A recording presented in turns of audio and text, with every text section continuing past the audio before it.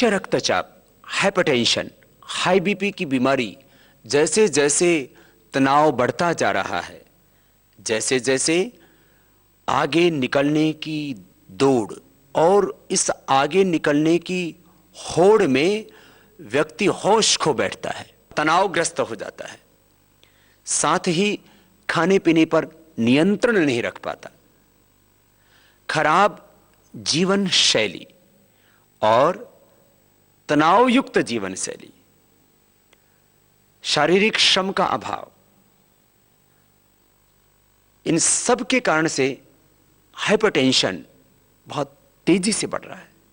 ये सभी बीमारियां जेनेटिक भी होती हैं, लेकिन यदि आप नियमित रूप से भस्त्रिका, कपालभाति, बाह्य प्राणायाम, उज्जाई, अनुलोम विलोम, भ्रामरी, उद्गीत, प्रणव, इन 8 प्राणायामों का अभ्यास करते हैं तो आपको कभी भी जीवन में हाइपरटेंशन नहीं होगा। और यदि आपको हाइपरटेंशन हो चुका है तो आप इसको परमानेंट क्योर कर सकते हैं। मेडिकल साइंस में कहा जाता है कि एक बार यदि आपको हाइपरटेंशन हो गया तो जिंदगी भर आपको गोलियां खानी पड़ेंगी। लेकिन यदि आप भस्त्रिका प्राणायाम धीरे धीरे, कपालभाति प्राणायाम भी धीरे धीरे रोज करते हैं। कपालभाति प्राणायाम यदि आप जोर से करते हैं तो आपका बीपी शूट अप कर जाता है, इसलिए कपालभाति प्राणायाम धीरे धीरे आपको करना होगा। अनुलोम विलोम प्राणायाम ये भी धीरे धीरे करें। कपालभाति प्राणायाम में धीरे धीरे स्ट्रोक लगाना, अनुलोम विलोम प्राणायाम भी धीरे धीरे करना, भ्रामरी और उद्गीत प्राणायाम ये बहुत जरूरी है हाइपरटेंशन के लिए और स्ट्रेस को भी कम करने के लिए। तो आपको यदि हाइपरटेंशन है, नियमित रूप से आप अनुलोम विलोम प्राणायाम कीजिए, हाइपरटेंशन क्योर हो जाएगा। आपको जिंदगी में हाई बीपी के लिए फिर दवाइयां नहीं खानी पड़ेंगी। किसी की 7 दिन में, किसी की 15 दिन में, किसी की 1 महीने में हाइपरटेंशन की दवाइयां छूट जाती हैं। इसमें लौकी का जूस बहुत ही लाभकारी होता है। बस लौकी का जूस कड़वा नहीं होना चाहिए। आप उसमें आंवले का रस भी मिला के पी सकते हैं, तुलसी पुदीने का भी थोड़ा रस मिला सकते हैं, तो आप उसमें नींबू का रस भी मिला सकते हैं, तो उससे थोड़ा टेस्टी हो जाता है। कड़वी लौकी पीने से आपको उल्टी और खूनी दस्त और भी जो है बहुत भयंकर दिक्कतें हो सकती हैं।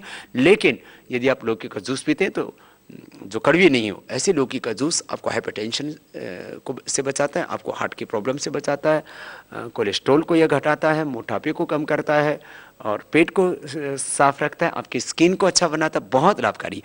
तो हाइपरटेंशन के लिए लौकी का जूस आप सुबह शाम 200-250 ml पी सकते हैं, एक समय भी पी सकते हैं। जिनको सर्दी की प्रॉब्लम है, जोड़ों में दर्द है, वो लौकी का जूस ठंडा होता है इसलिए वो सूप बना करके पी सकते हैं।